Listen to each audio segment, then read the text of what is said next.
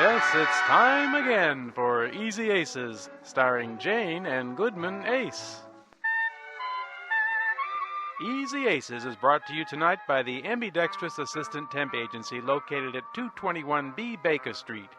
You have often heard the saying, the left hand doesn't know what the right hand is doing. Well, that's not the case when your office hires an ambidextrous assistant from the Ambidextrous Assistant Temp Agency. All of our ambidextrous assistants are fully trained in using either of their two upper extremities to an equal level of proficiency. Yes, when one of our ambidextrous assistants is working at your place of business, simultaneously filing paperwork in two drawers, keyboarding with one hand while pouring you a cup of coffee with the other, dialing phone numbers on two phones at the same time, or simply entertaining coworkers during lunch break by patting a head and rubbing a tummy, you can be sure our ambidextrous assistants will increase the productivity and morale of your business operation. Please call 555-5555 today and ask for an ambidextrous assistant from the area's only Ambidextrous Assistant Temp Agency. 4 ambidextrous assistant operators are standing by waiting to handle up to 8 calls at one time. Please call now, and thank you.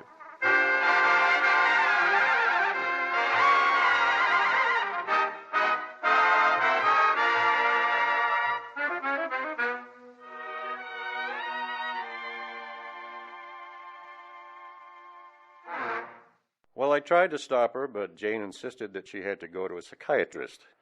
After a week of visits and with a little rest and care, I'm happy to announce that the psychiatrist will be out in a few months. Psychoanalysis, was developed by Freud late in the 19th century, but it never got popular until it was taken over by Fox in the 20th century. Jane's interest in the couch started the other day when she met my boss's wife, Mrs. Norris, on the street, and they had a chat about psychoanalysis. Went something like this. Well, Mrs. Ace, good morning. Oh, hello, Mrs. Norris. Long face, no see. Yes, where are you going, my dear? Just fine. Well, how have you been? Just up to the corner to match this material for a dress. That's good. I hardly recognized you, Mrs. Norris. It's that sweater you're wearing, I guess. Oh, my sweater. Do you like it? You look stunned. My dear, I've never worn a sweater before I started going to my psychoanalyst. He told me my subconscious mind kept me from wearing it, and he made me get rid of my inhibitions. He did a good job on me, I can tell you that. Oh, yes, he certainly fitted it well. His name is Dr. Montel. Dr. who? Montel. Montel. He adjusts all your mental conflicts. It's done wonders for me, my dear. Every night I offer up my thanks for Freud. For who? Freud. Freud. He's the man who founded psychoanalysis. Oh, what Dr. Montel could do for you, my dear. He'll tell you everything that's on your mind. Well, all I have on my mind now is this material I want to get matched for a dress. Oh, no, I mean on your subconscious mind. Things you don't even know are there yourself. For instance, look at me and Jonathan. He's as devoted a husband as you'll find anywhere. And still, in spite of all his devotion, it's left me, shall I say, apathetic? All right. Last week, for instance, he said to me, "Margaret," he said, "you're certainly looking well."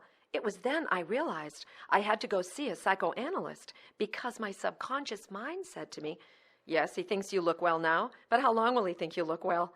That's when I went to see Dr. Montel. And what he's done for me, he told me what makes me tick. My dear, you simply must go to him at once. First, I have to get this material matched for a dress. Oh, I don't mean this minute. You'll have to make an appointment. He's so busy. And so handsome. You can see what he's done for my mental conflicts. Yes, you're so cheerful and so ravenous looking in that sweater. Maybe I will go. Tell him I sent you. Do you remember the name? Oh, sure. Mrs. Norris. No, I mean the doctor's name, Dr. Montel. Oh, yes. Freud.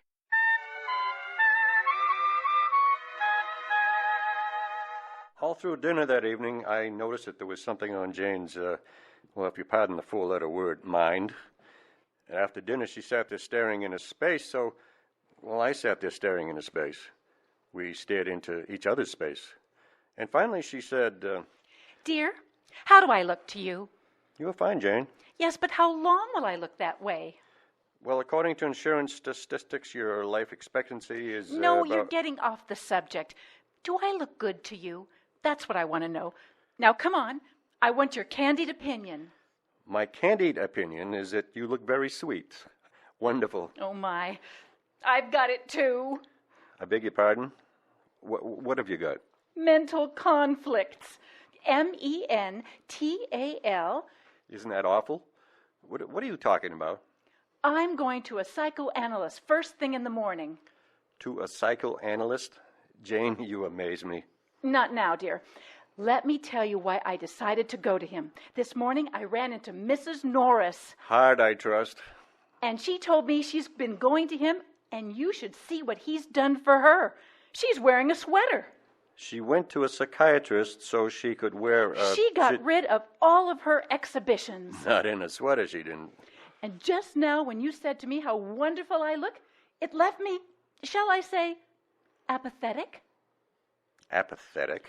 A-P-A. Would you please stop spelling at me? I know apathetic, and you're not going to a psychoanalyst. He doesn't give you any medicine, you know. I know. I tell him what's on my mind, and then he tells me what's on my mind. Jane, he wouldn't have a target. Don't you understand, dear? When you told me just now I look wonderful, and I felt, shall I say, apathetic, that means something. Yeah, it means you look wonderful. Yes, but how long will you think I look wonderful? How long?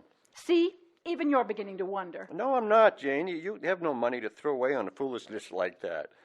They're expensive. Yes, but look what he does for you. He told Mrs. Norris all about herself, told her what makes her thick. And she is, Jane. If you go to this guy, you'll wind up in a straitjacket. Well, if he fits it for me as well as he did her sweater. He will.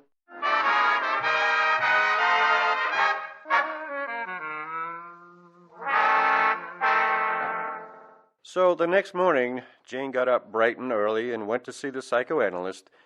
The next morning, Jane got up early and went to see the psychoanalyst. The doctor was ready for her with pencil and couch. And you say Mrs. Norris sent you to see me? Yes, she did, Dr. Montel. Mrs. Norris? Oh, yes, she had a deep-seated neurosis. Why do people permit their neuroses to become so deep-seated? If they'd only come to see me earlier. Well, you said 11:30, Dr. Montel. Mrs. Ace, for your first visit, I'll take your case history. Are you comfortable on that couch? Oh, this is fine, thank you. I like your office. Everything Mrs. Norris told me about you is certainly true, Dr. Montel. She said you were handsome. Really? Well, now... And may I return the compliment and say I think you're handsome, too. Well, now, so much for the doctor. Let's get to the patient. Tell me about yourself, Mrs. Ace. Well, I wouldn't say I'm handsome exactly, but my husband thinks I... Let's not discuss your husband for our first visit. Let's stick to you. Tell me, how do you feel, generally, I mean? Well, physically, if you'll pardon the expression, I feel fine, but it's the mental conflicts that get me. What mental conflicts? Like when my husband said last night that I look wonderful, my unconscious said, how long will I look that way? Uh-huh. Uh-huh. Something on the order of Mrs. Norris' anxiety neurosis. Well, I see I'll have to prescribe for you the same as I did for her. Yes, except that I want a much smaller size than she got. What? What? Mrs. Ace, tell me, how long have you had these thoughts when someone compliments you on your appearance? Since I saw Mrs. Norris yesterday. Oh, then I'm sure yours is a mild case, and I can cure you in this one visit. But if I'm always going to say how long to myself... You won't always say that. I'm sure you won't. Mrs. Ace, I think you are a very charming woman. Well, thank you, Dr. Montel. I guess it's this new blouse I'm wearing. There. You see, you accepted my flattery without a single thought to the contrary passing through your mind. Yes, sir, I did. You're cured, Mrs. Ace. It was a simple case. You don't need psychoanalysis. But I'm glad you got here when you did. Most people wait until it's too late. Well, I'm glad I got here at the psychopathic moment. Yes, and there are too many more important cases in these trouble... What did you say? When? You got here at what moment? The psychopathic moment. Psychopathic? Yes. Well, goodbye, doctor. How much do I owe? No. Just a moment. Lie back, please. What happened? Say that again. You got here when? Say it. Dr. Montel, you're scaring me. You're getting my bearings balled up. Getting your what? Doctor, let me up. You're making a mountain out of Mohammed. A mountain out of Mohammed? Is something wrong? Lay back, Mrs. Ace. You're a most interesting case. I am, huh? I had a tuition there was going to be trouble in the offering. A tuition? Offering? Yes, most interesting. Mrs. Ace, there's some force at work in your mind which telegraphs twisted and hastily visualized words to your tongue. What is that force? That's what I want to find out. In the interest of research, would you come to me for an hour every day and tell me the story of your life from as far back as you can remember? Just 1 hour every day. Will you come? Sure, if you think I have to. Yes. Very interesting case. We'll have our first hour now. Lay back, Mrs. Ace, and tell me the story of your life from as far back as you remember. Well, let me see. I'll start with my 5 years in high school. 4 years, Mrs. Ace. Not me, Doctor.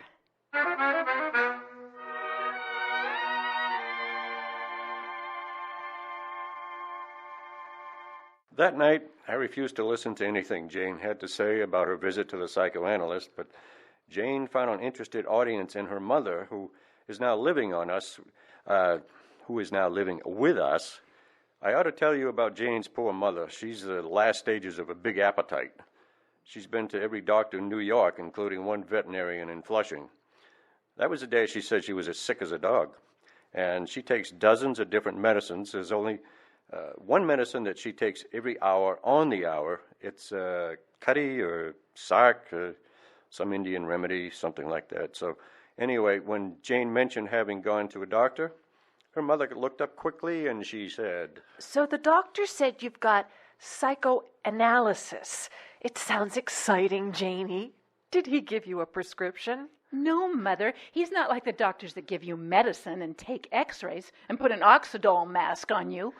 What kind of a doctor is that? He's a psychoanalyst. He cures the mental conflicts, and he makes you happy. Well, if it makes you happy to be happy, be happy. Personally, any doctor who won't give you medicine is a fraud. That's right. Freud. He tells me what's on my mind. He can see right into my brain. Dear, now, you stop that. I didn't say anything. Well, I don't like your altitude about this whole thing. Stray out of this. I don't like you spending money on psychoanalysis. Money? After all, what is money for if not to spend on doctors? I always say it's better to be well for 1 day than sick for 2 weeks. I'm not sick, Mother. Look, here's the whole thing in a nut house. Just tell me about the doctor, Janie. He sounds very interesting. A good question, Mother, and the answer is he certainly is, and the handsomest you ever saw, with an office to match.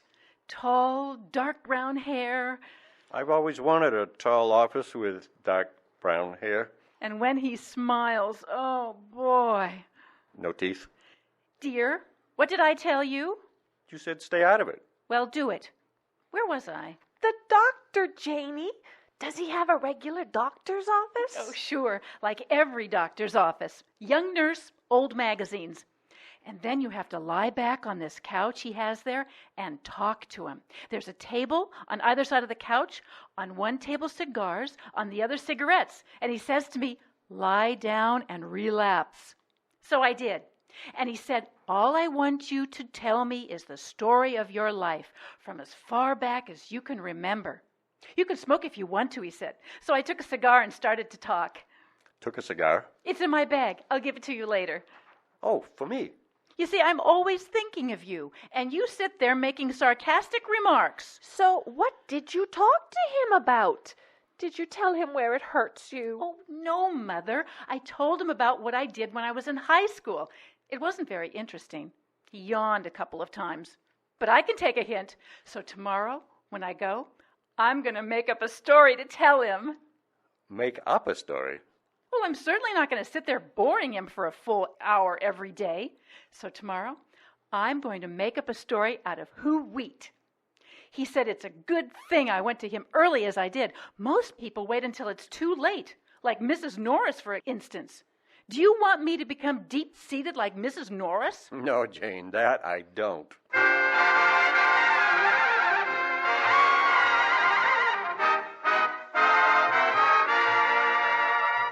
Well, this is Friday, the day that Jane hurried down to the psychoanalyst's office to continue telling him the story of her life, and only she noticed he yawned through most of the story that she told him yesterday, so today she has made up a lot of exciting things that didn't happen in order to hold his interest.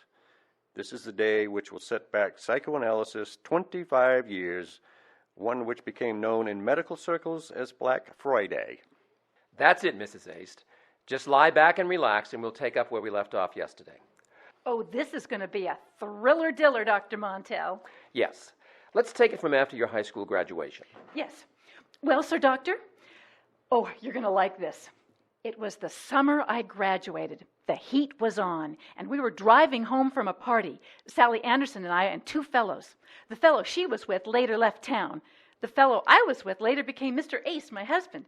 You see, Sally and I always double-dated. We've been insufferable friends for years. Insufferable? Aha. Oh, yes. Always together like a couple of Simonized twins. Simonized. Yes, go on. Yes, sir. Well, we were in the car, and one of the boys was driving, the one in front. I was in front with him, and Sally was in the back with the other one. We were singing and laughing, shine on, harvest moon. You know how school kids are, loose foot and fancy free. Loose foot, uh-huh. Yes, you know, just out for a good time, not wild or anything like that. Or would you prefer wild? What's that? No, I guess you wouldn't. Anyway, we were driving along when alongside our car came another car, and in that car was another boy I used to go with, and he was jealous that I was out with Mr. Ace, who later became my husband. So I leaned over to Sally in the front seat and I said, "Isn't that Roy?" And she said... Just a moment, Mrs. Ace. You said before you were in the front seat. Did I? Well, she leaned over to me in the front seat, and I said, "Isn't that Roy?" Is that better? Yes, I believe it is. And Sally said, "Yes, I believe it is."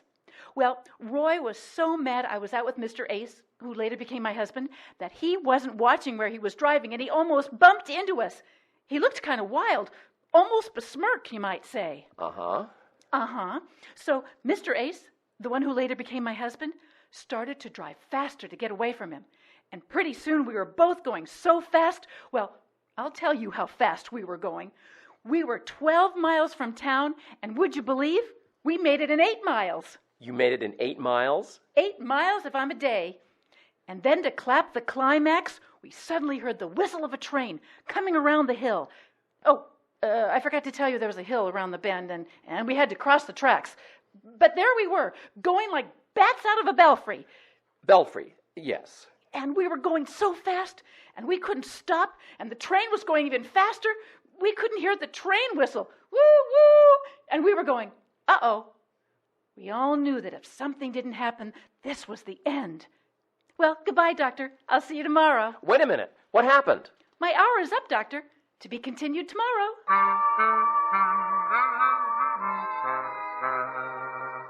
Well, the story Jane made up out of whole wheat turned out to be a cereal. While Dr. Montel was hurrying over to see his psychoanalyst, Jane rushed home to tell her mother and me what had happened on her second visit to the good doctor's office. Well, sir, dear, he didn't yawn today. I told him a story about being in a car with you, who later became my husband, Mr. Ace, and a train was coming around the hill, and it looked like it was going to hit the car, and then I stopped. Well, you could have knocked him over with a fender.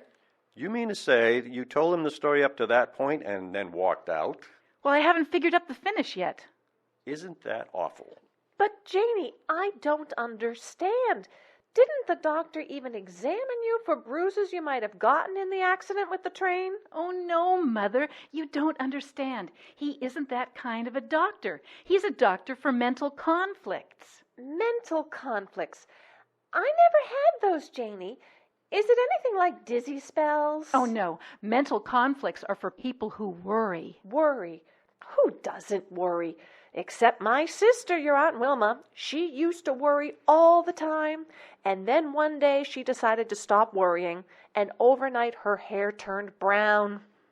Mother, maybe you better come with me to see Dr. Montel. I lost track here. Jane, you're not going back there tomorrow? Oh, I have to go back. I have to figure out a finish for that story and tell it to him. Wait a minute. Tomorrow I can't go. I took some material to the dressmaker the other day. I have to go for a fitting. Dear. What? You'll have to go in my place. You want me to go to be psychoanalyzed in your place? Unless you want to go in my place to the dressmaker for a fitting. Yes, I will go, Jane. I want to visit that doctor. Maybe I can help him. The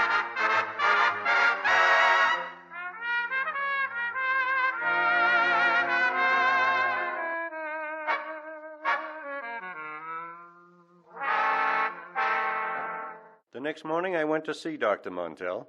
His office was just as Jane had described it, tall, dark brown, and I was greeted by a nurse in a short leather seat at a desk. Good morning. May I help you? I want to see Dr. Montel. Do you have an appointment? Yes, at 11 o'clock. What's the name? Mrs. Ace? Oh, yes? I have it in my book right here. Mrs. Ace? Yes, Jane Ace. Oh, to be sure. Well, the doctor will see you in a minute. Won't you have a chair, Mrs. Ace? No, you don't understand. You see, yes, thank you. I'll sit right here. Oh, no, not here. Over there, against the wall. That's it, Mrs. Ace. Just relax, and the doctor will be with you in a moment.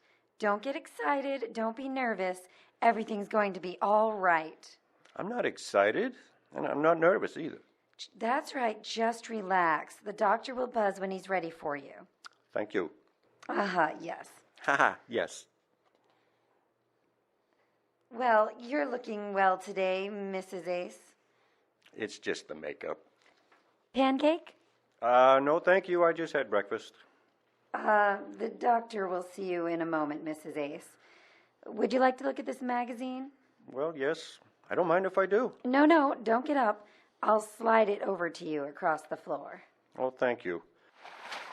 Oh, the Ladies' Home Journal, yes. Yes, there are lovely new dress designs in this month's issue. You know, that reminds me. I wonder how I'm making out with that dress I'm having fitted over at the dressmaker's. You're having a fitting at the dressmaker's later on, No. Mrs. Ace. No, I'm over there being fitted right now. The doctor will see you in just a moment, Mrs. Ace. Thank you. Yes, I have to go to the dressmaker for everything. I just simply can't find my size in ready-mades. Even hose. I have to have them made special. Oh, me too, Mrs. Ace. And the nylons they sell you these days? This morning, I put on a brand new pair of nylons, and no sooner did I get here when I had to run all the way up to here. Really? Up to where? Look, Mrs. Ace, all the way up to... Oh, the doctor will see you right now, Mrs. Ace. Now he sees me. This is psychoanalysis. Go right in. Thank you. It's been nice almost seeing you. Remember me to Mr. Ace. Come in, Mrs. Ace. Well, I'm happy to... Who are you? Mr. Ace. Oh, you're the one who later became Mr. Ace. What goes on here? Yes, I'm Mr. Ace. She couldn't make it today. Oh, no. I was hoping she would come. I've been on pins and cushions since she left here. I've been going besmirk. Besmirk. I've been trying to write a paper on her history, but my bearings are all balled up. Oh, brother. Even my wife can't understand what happens to me, and we've been insufferable companions for years. Murder. I've always been so loose-footed and fancy-free. Look, Doc, I don't want my wife coming here anymore. So will you just please tell her that Not come here anymore? She built the story up to the psychopathic moment, and then she walked out. She's got to tell me what happened. You were in the car. You can tell me. You were speeding along in your car. Brr, brr, brr. The train was coming around the hill. Woo, woo. You couldn't stop. The train couldn't stop. What happened? We were killed. Oh, thank you, Mr. Ace. Thank goodness. You took a load off my... You were killed? Look, Doc, Interesting case. Lie down, Mr. Ace. Me? Very interesting. Now, I want you to tell me the story of your life from as far back as you can remember. Well, I was born in a Wild West show at the age of 3. Uh-huh.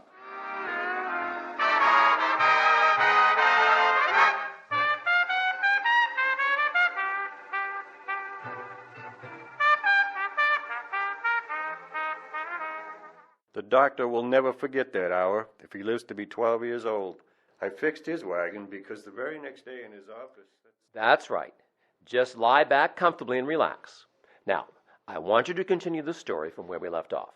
Well, after Doc, after I got out of the Wild West the show, boy I who decided later to became become Mr. an Ace, Indian. my husband. Dear, please, you're pushing me off the couch.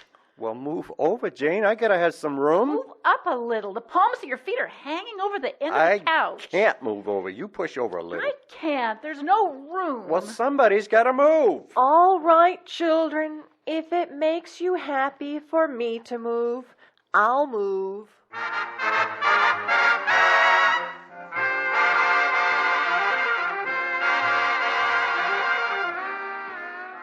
Easy Aces was brought to you tonight by the Ambidextrous Assistant Temp Agency located at 221B Baker Street.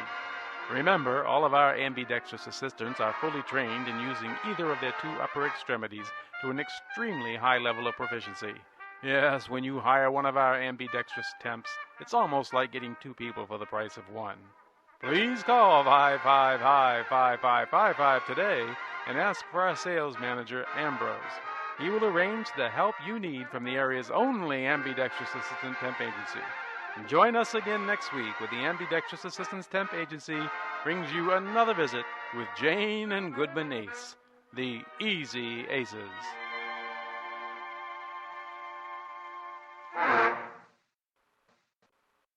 This broadcast of the Easy Aces program, Jane Goes to a Psychoanalyst, was presented by the WSCALP Audio Theater Players.